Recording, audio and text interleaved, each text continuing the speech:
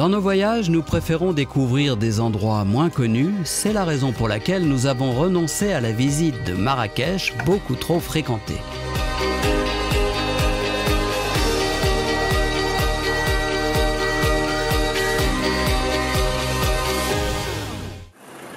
Parmi les 4 villes impériales du Maroc, nous avons retenu Fès et Meknès.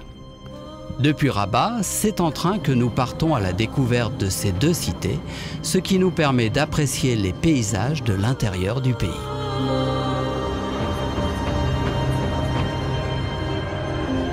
Nous commençons par Meknès, qui est la moins connue, pourtant elle a tout d'une grande, avec son palais royal, ses monuments exceptionnels et sa médina qui bénéficie d'une atmosphère détendue et calme.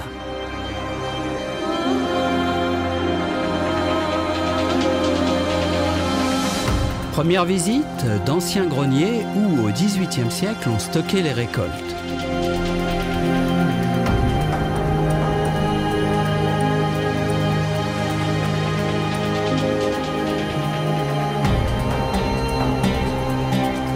Juste en face se trouve le bassin Souani, un endroit agréable et paisible pour se poser avant d'aller à la rencontre du centre historique. On dit que l'endroit qu'il ne faut pas rater à Meknès, c'est le mausolée de Moulay Ismaïl, l'ancien monarque du Maroc.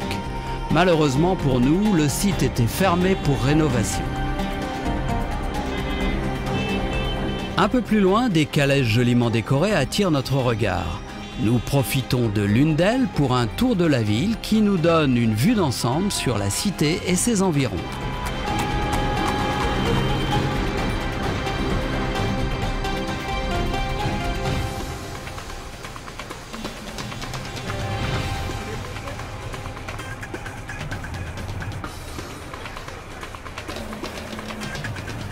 L'endroit le plus apprécié des voyageurs est la porte Ben Mansour. Elle marque l'entrée du palais impérial. Elle est impressionnante. C'est aussi la plus grande porte du Maroc.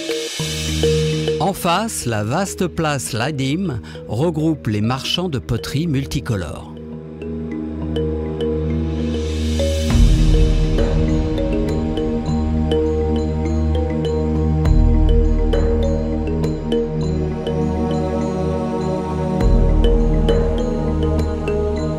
Comme ailleurs au Maroc, la Médina est un vrai labyrinthe de ruelles étroites.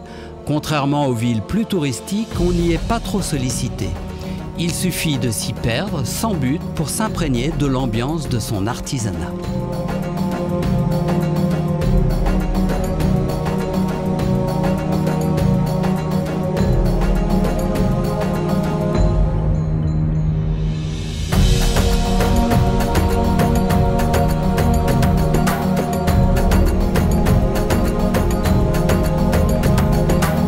Meknès a aussi sa tannerie qui nous rappelle cette tradition marocaine de travailler le cuir. Comme à Salé, nous visitons l'école coranique. Depuis son toit, on peut admirer le minaret de la grande mosquée.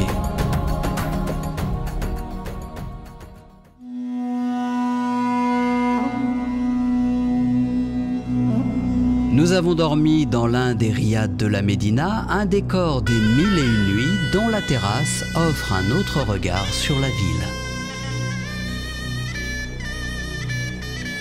Peu connue des voyageurs, Meknès cache bien son jeu. Sous son air modeste, elle offre aux visiteurs toute la grandeur du royaume. Le roi de l'époque avait décidé de faire de Meknès le Versailles de l'Orient. Et la ville est désormais classée au patrimoine mondial de l'UNESCO.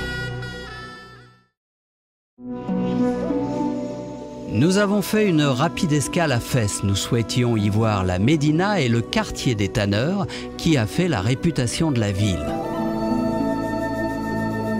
Comme Fès est très touristique, vous aurez le désagrément d'être sollicité par de prétendus guides professionnels qui vous demanderont de l'argent pour vous faire visiter les tanneries ou la Médina. À vous de voir si vous voulez bénéficier de leurs services.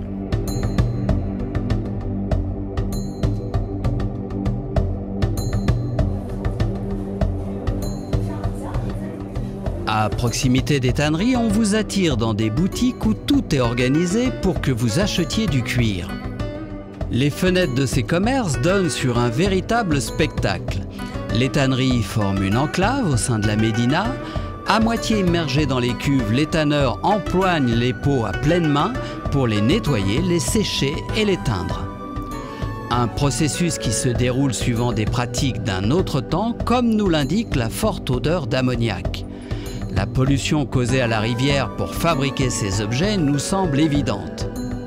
Pour préserver l'environnement, on peut se demander s'il est encore raisonnable d'acheter des objets fabriqués de la sorte.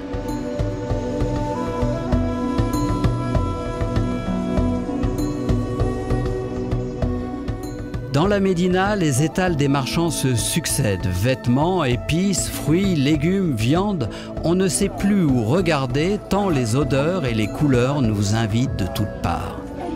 Les marchands aident les clients, s'agrouillent de partout, les ânes transportent hommes et marchandises et il faut se faire tout petit pour laisser passer les convois. C'est dans ce labyrinthe que vous trouverez les artisans et toute l'authenticité du Maroc.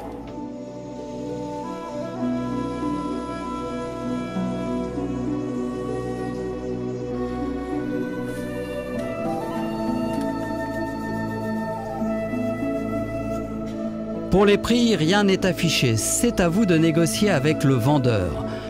Cela fait vraiment partie de la culture marocaine.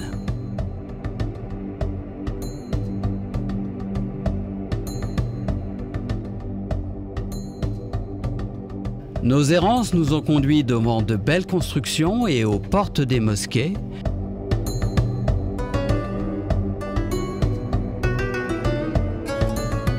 Je vous recommande la visite de ce superbe foudouk restauré. L'édifice lui-même est une attraction. Il abrite le musée du bois qui offre aux visiteurs toute une panoplie d'objets anciens. On dit de Fès que c'est la nouvelle Marrakech, la ville ne manque pas d'attrait, elle fait partie des grandes cités légendaires du monde arabe, au même titre qu'Istanbul, Bagdad ou Jérusalem.